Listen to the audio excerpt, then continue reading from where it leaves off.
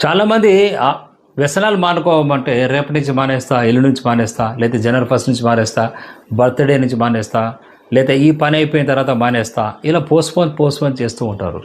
ఈ విధంగా సరదాగా ఏదో ఒకసారి అనుకోని చెప్పేది కాదు. ఇది సంవత్సరాలు పోస్ట్‌పోన్ చేస్తూనే ఉంటారు. మొన్న ఒక పేషెంటు చాలామంది పేషెంట్ 70-80% మంది పేషెంట్‌లో ఇదే హిస్టరీ గమనిస్తున్నాం. మొన్న ఒక పేషెంట్ వచ్చాడు. ఆ పేషెంటు వాళ్ళ వైఫ్ చెప్తుంది ఏమంటే, "డాక్టర్ గారు మానేస్తాడు. మా ఆయన ఎప్పుడు ఇలాగే తాగుతున్నాడని" చెప్పి ఉంటుంది. దానికి నేను చెప్పేది ఏమంటే, గోడ మీద మీరు రేపటి నుంచి నేను మద్యపానం మానేస్తా అని రాస్తే ఎలా ఉంటుందంటే, ఈరోజు మీరు తాగుతారు రేపు కదా అనుకుంటారు. రేపయింది ఏమైంది చూస్తే మరి ఎల్లుండి కదా పోస్ట్‌పోన్ అయితుంది.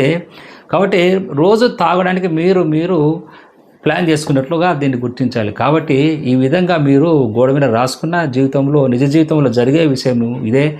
ఎప్పుడు ట్రీట్మెంట్‌కి వస్తారంటే లివర్ ఫెయిల్యూర్ అయినాక, గుండె జబ్బులు వచ్చినాక, బ్రెయిన్ డ్యామేజ్ అయినాక, పారాలిసిస్ వచ్చిన తర్వాత ఆల్కహాల్ మానుకోవడానికి మా దగ్గర ట్రీట్మెంట్‌కి వస్తారు. సో, అప్పుడు చేసే ప్రయత్నం మద్యపానం మానిపించొచ్చు గానీ, లివర్ డ్యామేజ్ అయిన లివర్‌ను, హార్ట్‌ను మనం సరిచేయడం ఎవరి చేత కాదు. కాబట్టి ఇటువంటి మద్యపానములు లేదా గుట్కా, ఖైనీ లాంటి అలవాట్లు, వ్యసనాలు ఉన్నప్పుడే మీరు జీవితాన్ని ఇబ్బందులు రాకముందే మీరు మానేయండి. మానడానికి కష్టమైనప్పుడు మా క్లినిక్‌లో counselling and homeo DX therapy ద్వారా ఈ వ్యసనాల నుంచి బయటికి రావచ్చు.